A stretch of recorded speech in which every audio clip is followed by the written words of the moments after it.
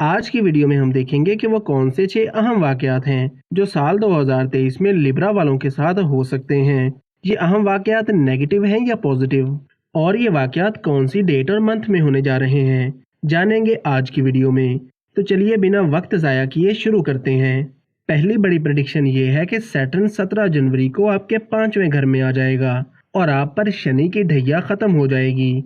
तो कारोबार और करियर में जो मुश्किलात और परेशानियां आ रही थीं वो खत्म हो जाएंगी, और वो लोग जिनका प्रॉपर्टी को लेकर कोई डिस्प्यूट चल रहा था या कोई कोर्ट कचहरी का मसला चल रहा था, तो 17 जनवरी के बाद आप इन मसलों से निकल आएंगे। इसके अलावा फैमिली मेंबर्स की सेहत को लेकर जो मसाइल आ रहे थे वो भी ख़त्म हो जाएंगे, और स्टूडेंट्स के लिए भी 17 जनवरी के बाद का टाइम बहुत अच्छा रहेगा।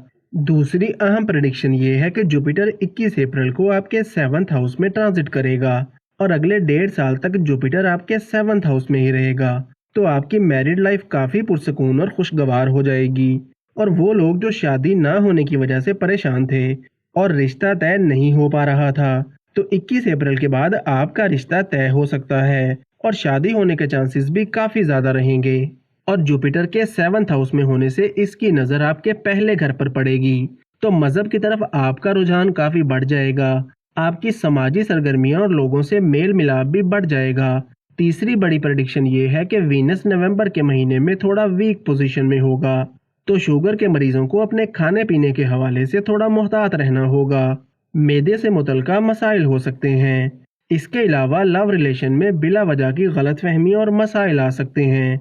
चौथी अहम प्रेडिक्शन ये है कि सैटर्न जब 17 जनवरी को आपके 5वें घर में ट्रांजिट करेगा, तो जो लोग काफ़ी टाइम से फैमिली प्लानिंग कर रहे थे और औलाद के हसूल के लिए कोशिश कर रहे थे मगर खुशखबरी नहीं मिल रही थी, तो 17 जनवरी के बाद का टाइम इन लोगों के लिए बहुत अच्छा दिखाई देता है।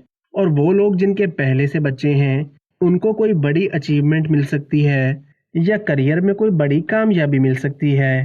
पांचवी बड़ी प्रेडिक्शन ये है कि राहु 30 अक्टूबर को आपके 6ठे घर में ट्रांजिट करेगा, तो आपको दुख तकलीफ और बीमारियों से निजात मिलेगी, मुखालफिन और दुश्मनों पर फतह नसीब होगी। आखिरी अहम प्रेडिक्शन ये है कि मरकरी मार्च के महीने में 6ठे घर में थोड़ा वीक पोजीशन में रहेगा, तो इस एक महीने में आपको कोई भी इन्वेस्टमेंट नहीं करनी। शेयर मार्केट और स्टॉक मार्केट में पैसा लगाने से गुरेज करना है, और कोई भी बड़ी चीज़ परचेज नहीं करनी, और ना ही मार्च के महीने में कोई नया कारोबार शुरू करना है। मार्च के महीने के बाद आप कोई भी इन्वेस्टमेंट कर सकते हैं, नया कारोबार शुरू कर सकते हैं या कोई भी चीज़ परचेज कर सकते हैं। आप अगर अपने हाथों की लाइंस हमें चेक करवाना चाहते हैं या अपना जायचा बनवाना चाहते हैं या किसी भी मसले का हल जानना चाहते हैं, तो स्क्रीन पर दिए गए नंबर पर राब्ता कर सकते हैं। तो दोस्तों, ये थी हमारी आज की वीडियो। उम्मीद है कि आपको वीडियो ज़रूर पसंद आई होगी। वीडियो को लाइक और चैनल को सब्सक्राइब ज़रूर करें, और अगर आपका कोई सवाल है तो आप कमेंट्स में पूछ सकते हैं। इसके अलावा आप हमें हमारे फेसबुक, ट्विटर और इंस्टाग्राम पर भी फॉलो कर सकते हैं।